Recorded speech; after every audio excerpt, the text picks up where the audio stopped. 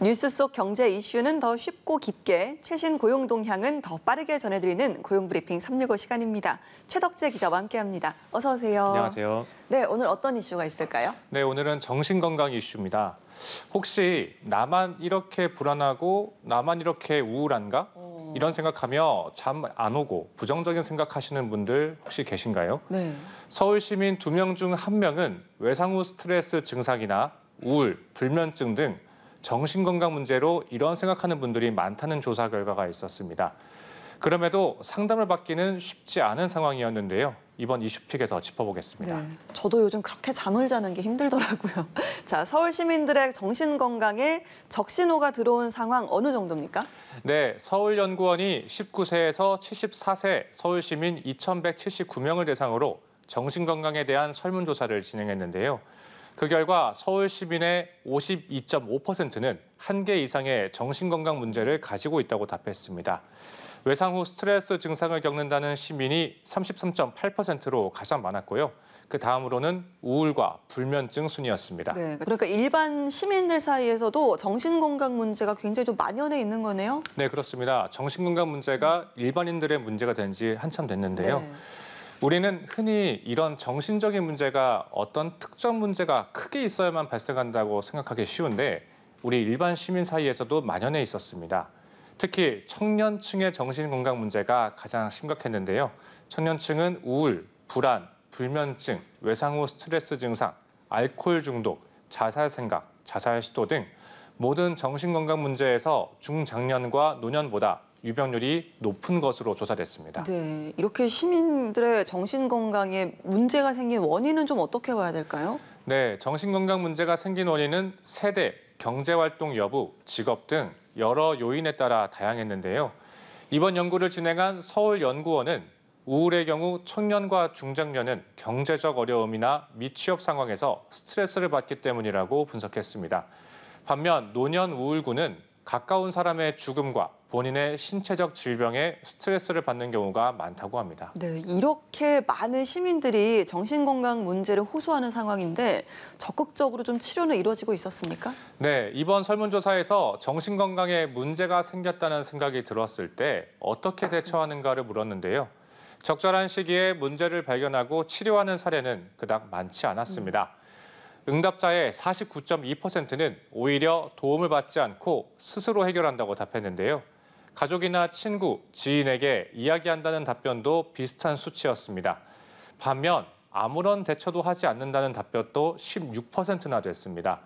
이와 달리 관련 전문기관의 도움을 받는다는 답변은 13%에 그쳤습니다. 네, 사회적 인식도 과거와는 많이 달라졌습니다. 그럼에도 이렇게 전문기관의 도움을 받기 어려웠던 건 왜였을까요? 네, 가장 큰 원인은 비용입니다.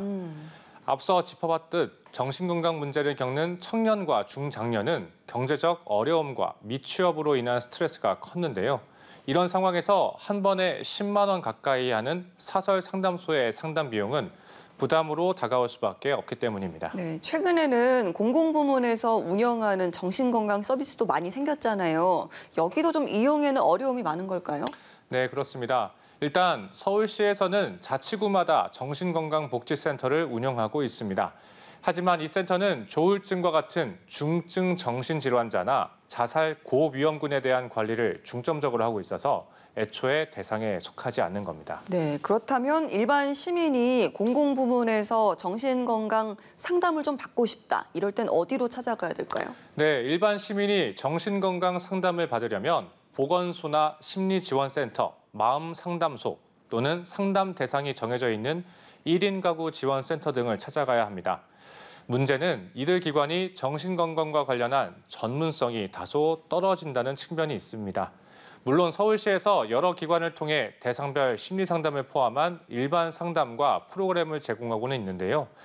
원래 정신건강 서비스를 제공하기 위한 목적으로 설립된 기관이 아니다 보니 정신건강 전문 인력이 없는 등 아직 전문성이 미흡한 경우가 있습니다. 네, 이번 연구는 서울 시민만을 대상으로 한 거긴 하지만요. 또 다른 지역도 그렇고 정신적인 문제를 호소하는 현대인들이 점차 많아지고 있습니다. 그런 만큼 이런 서비스를 받는 게 좀 더 쉬워지면 좋을 텐데요. 네, 그렇습니다. 일반 시민들도 이제는 필요할 때 전문적인 정신건강 서비스를 쉽게 받을 수 있는 환경이 마련돼야 한다는 목소리가 나오고 있습니다. 그러기 위해선 공공부문에서의 정신건강 서비스를 확대할 필요가 있는데요.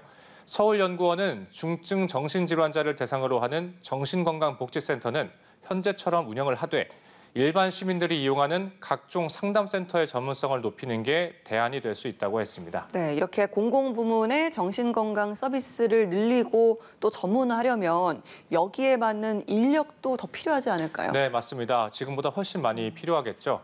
정신건강 사회복지사 등 전문 인력을 늘리거나 기존 인력의 전문성을 높이는 일이 그 전제가 되어야 하겠는데요. 이를 위해선 따로 시에서 교육 등을 지원하는 방안도 필요해 보입니다. 또 시민들의 정신건강 문제를 정확하게 진단하고 체계적으로 분류하기 위한 통일된 진단 도구와 지침도 마련이 되어야 되겠죠. 무엇보다 공공부문의 정신건강 서비스를 적극적으로 홍보해야 한다는 지적도 나왔습니다.